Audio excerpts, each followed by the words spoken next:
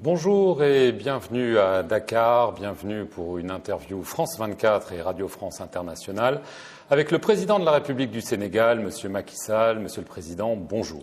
Bonjour Marc, bonjour Charlotte. Donc avec moi pour vous interviewer, Charlotte Idrac de RFI. Bonjour Monsieur le Président. Bonjour Charlotte. Monsieur le Président, vous vous apprêtez à prendre la présidence tournante de l'Union africaine. Lors du forum sur la paix et la sécurité qui vient de se tenir ici à Dakar, le président de la Commission de l'Union africaine a eu des mots sombres. Il a affirmé que l'heure est grave, très grave, que jamais l'Afrique n'a été tant menacée, que ce soit par le terrorisme, que ce soit par la déstabilisation, que ce soit par le recul de la démocratie. Est-ce que vous partagez ces inquiétudes ? Hélas, je partage ces inquiétudes, puisque le tableau, en effet, est sombre, bien que je reste optimiste pour l'avenir. Mais il était important d'attirer l'attention du monde entier sur ce qui se passe présentement sur notre continent. Au plan de la sécurité et de la lutte contre le terrorisme, le continent aujourd'hui est métastasé par des fronts ouverts, d'abord dans le Sahel, dans le bassin du lac Tchad avec Boko Haram, dans la Corne de l'Afrique, en Centrafrique et même au Mozambique. Et plus grave, aujourd'hui, la lutte du Sahel est en train d'atteindre la côte océanique. Alors, si l'on considère donc les conflits intérieurs, les coups d'État, en Afrique de l'Ouest, nous avons deux pays qui ont été frappés, le Mali, la Guinée, en plus ce qui se passe au Soudan, la crise qui est venue, la crise en Éthiopie, on voit qu'il y a un tableau quand même assez préoccupant. Monsieur le Président, vous l'évoquiez, la menace djihadiste est aux portes du Sénégal. Est-ce que vous craignez que votre pays soit la prochaine cible ? Vous savez, mon pays, comme tous les autres pays, sont des cibles. Peut-être qu'ils n'ont pas encore opéré sur notre territoire.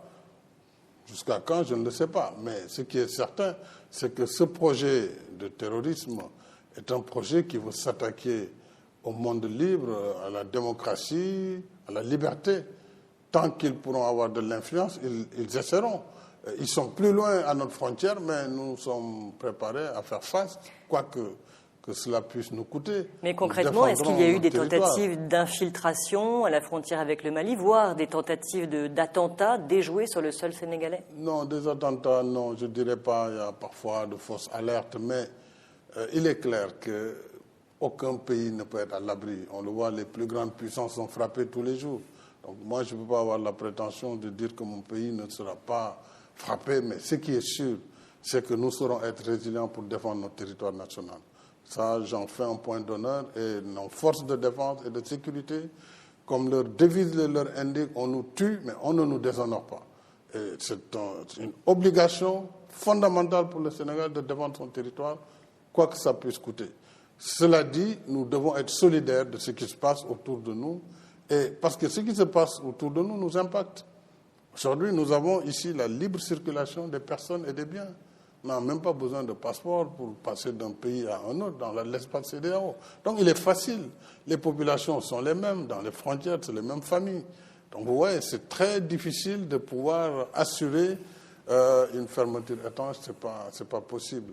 Mais nous continuons à nous battre pour que la sécurité, la paix soient garanties, mais aussi le développement, puisqu'il faut assurer le développement dans les régions éloignées, apporter des besoins et des biens pour les populations, que ce soit la santé, l'éducation, vraiment les commodités usuelles pour pouvoir les mettre à l'abri de la tentation du terrorisme.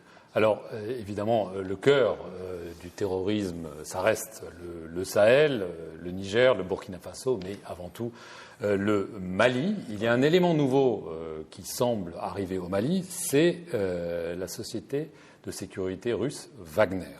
Pour Paris, c'est inacceptable. Pour votre homologue ivoirien Alassane Ouattara, ce serait un suicide. Est-ce que si cette société Wagner s'implante au Mali, c'est une ligne rouge pour vous? J'éviterai toujours de rentrer dans des positions comme celle-ci. Il est clair que nous sommes des États. La sécurité se défend au niveau des États, ça c'est un principe. C'est un principe sur lequel je resterai ancré. Nous avons interrogé les autorités maliennes au sein de la CEDEAO. Nous avons posé les questions précisément sur ces rumeurs qui circulaient à propos d'une société privée de sécurité Wagner. Les autorités maliennes nous ont répondu qu'il n'y avait rien. En tout cas, au moment où elles nous parlaient. Vous les croyez? Non, les croire ou ne pas les croire, c'est autre chose. Mais je dis, officiellement, nous les avons interpellés au plus haut niveau dans un sommet de chefs d'État. Nous avons interpellé à travers le médiateur de la CEDEAO. Ils ont dit qu'ils ne sont pas en négociation, il n'y a pas d'accord en tout cas. Mais il est clair que l'apparition d'une société privée va compliquer la situation du Mali, ça c'est clair. Maintenant, il appartient aux autorités de tenir compte des risques qui vont découler d'un tel choix. C'est quoi C'est clair. Le risque, c'est de voir partir les forces françaises déjà, et les forces européennes, c'est de voir aussi peut-être d'autres mesures prises, ce qui va entraîner nécessairement une dégradation très grave de la situation dans le Sahel. Alors, c'est clair. Donc ça, oui, mais si les autorités maliennes veulent signer avec Wagner ou un autre, tout ce que nous pourrons constater, c'est de constater qu'il y a eu une décision très grave qui a été prise et d'envisager dans cette hypothèse-là quelles mesures prendre. Alors, nous pouvons anticiper, discuter avec elles. Et notre volonté d'ailleurs, ce n'est pas tant de sanctionner le Mali ou la Guinée. Notre volonté, c'est de les aider. Parce qu'au moment où je vous parle, nous avons tous des soldats dans Est-ce que vous n'êtes pas les retirer? Si Wagner arrive, les soldats sénégalais au sein de la MINUSMA, vous les ramenez à la maison? Non, pas du tout. Ce n'est pas la même chose. Nous sommes partis dans le cadre des Nations Unies. Donc ça n'a rien à voir avec ce débat. Sur le plan politique, Monsieur le Président, les autorités maliennes de transition ont déjà indiqué que les élections de février seraient reportées, malgré les avertissements de la CEDEAO. La CEDEAO qui tient un nouveau sommet là ce dimanche. Demandez-vous des sanctions supplémentaires? Mais c'est ce que nous verrons dans 2 jours à Abuja, justement. Je ne peux pas en parler ici, puisque dans 2 jours, nous aurons un sommet des chefs d'État qui aura au menu cette transition au Mali, en Guinée. Donc les chefs d'État vont apprécier. Est-ce qu'il y a une évolution depuis notre dernière rencontre? Une évolution dans le sens d'un agenda, même proposé par les autorités de la transition, qui indique même si février, nous disons que c'est février les élections. Maintenant, s'ils nous donnent des arguments qui tiennent la route, nous devons pouvoir les accepter. S'ils ne donnent pas d'arguments, nous en tirerons les conséquences. Ce qui est quand même clair, c'est que nous ne pouvons pas accepter. Nous ne pouvons pas accepter que dans cette partie de l'Afrique, que des militaires prennent le pouvoir par les armes. Ça, ce n'est pas acceptable. Nous sommes en démocratie. Le pouvoir se conquiert par les élections. Des pays peuvent avoir des crises, mais on ne peut pas faire l'apologie des coups d'État. Et ce n'est pas une solution.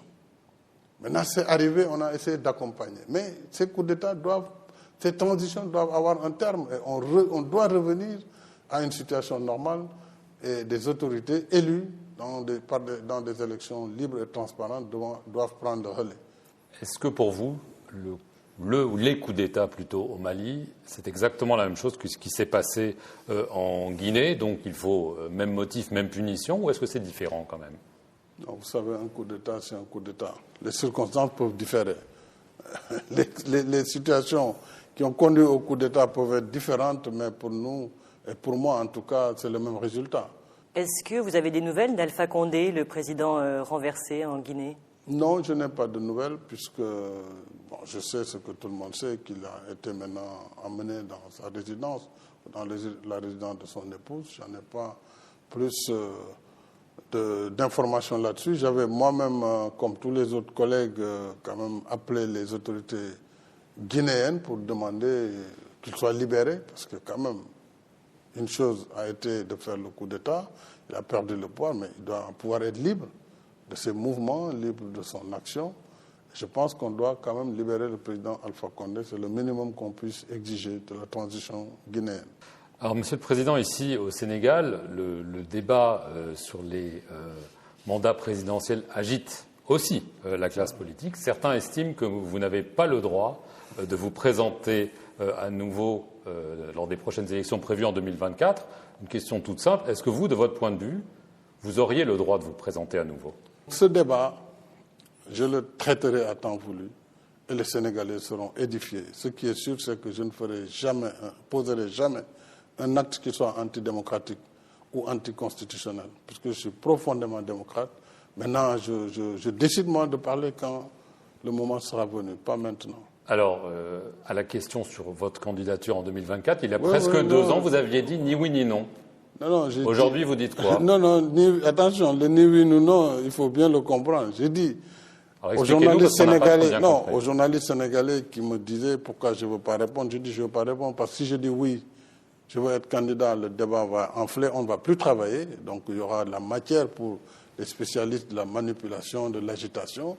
Si je dis non, dans mon propre camp, vous savez, les gens ne travailleront plus non plus, tout le monde sera dans une dynamique tout de suite de se préparer pour l'élection. Or, moi j'ai un mandat à exercer, le peuple m'a confié un mandat, je dois travailler pour le Sénégal. Donc je ne peux pas à 3 ans, 4 ans de l'échéance satisfaire simplement la curiosité de ceux qui n'ont de centre d'intérêt que l'élection. Ils attendront le moment que j'ai choisi ou le moment, en tout cas, pendant lequel ce débat va être inévitable. Aujourd'hui, c'est plutôt oui ou plutôt non? Non, aujourd'hui, il n'y a pas de réponse.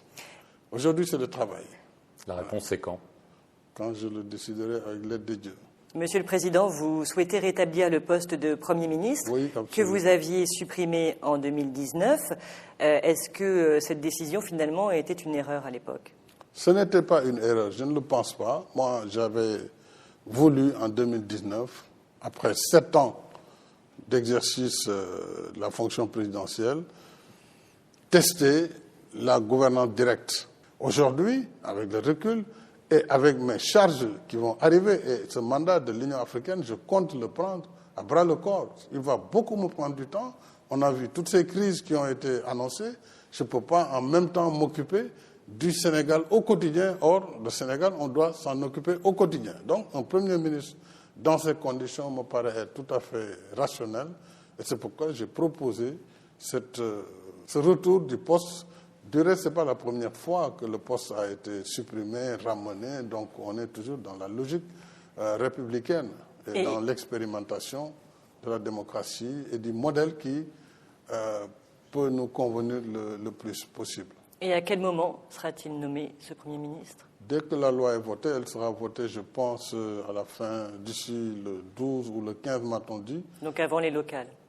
Non, ça c'est le vote. Maintenant, il y a la période de promulgation, il faut voir les délais, etc. Et après ça, non, il sera nommé après les locales. Ça n'a pas de sens de nommer à 1 mois des locales un Premier ministre. Est-ce que vous l'avez déjà choisi? Certainement, dans la tête. Mais vous savez, tant que le décret n'est pas signé, rien n'est fait. Ça, c'est d'expérience que je le dis. Tant que le président n'a pas apposé ses signatures, considérez qu'il n'a pas encore de Premier ministre.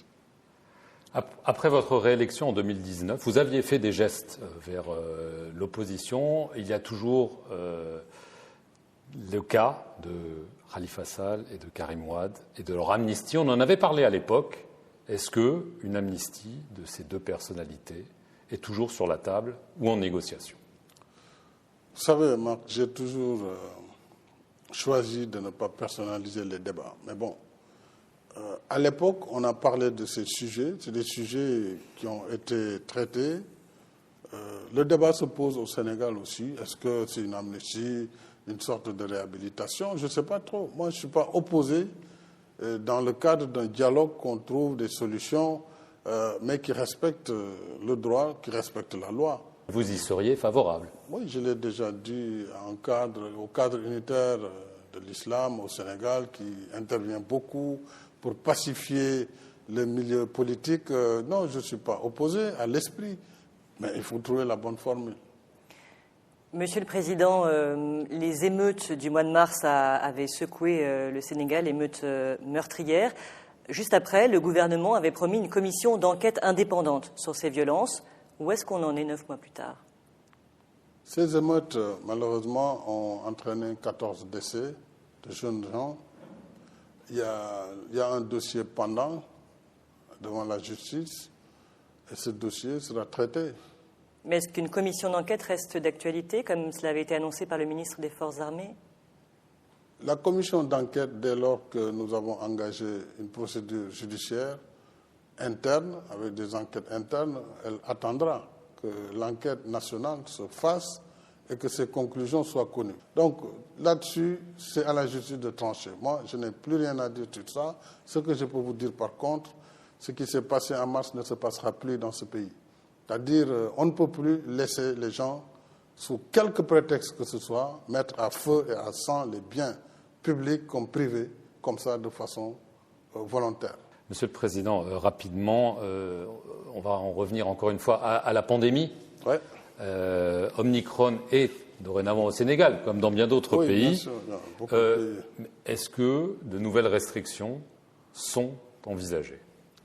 Non, à ce stade, non. Par contre, j'ai déjà instruit le ministre de la Santé et de l'Action sociale sur la nécessité pour notre comité national de gestion des épidémies de remettre un peu le dispositif, de resserrer le dispositif aux frontières. Concrètement, les tests PCR sont exigés pour tous ceux-là qui n'ont pas le certificat de vaccination ou le pass sanitaire. Et d'ailleurs, c'est au retour, lorsque des personnes quittaient le Sénégal, qu'on a pu aussi séquencer la présence de ce virus chez nous. Donc ça veut dire que c'était des personnes qui sont rentrées. Parce qu'au moment de sortir aussi, si on n'a pas le vaccin, on doit faire le PCR.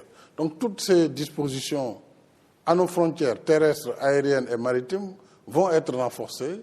Nous allons aussi appeler nos populations à continuer à se faire vacciner, puisque le vaccin est le seul traitement aujourd'hui, le seul palliatif, en tout cas, qui peut prémunir la personne de situations graves par rapport à ce variant ou à d'autres qui vont venir, puisque les variants, malheureusement, vont continuer à se manifester. Donc, il faut davantage vacciner les populations, il faut respecter les gestes barrières, la distanciation, les masques, etc.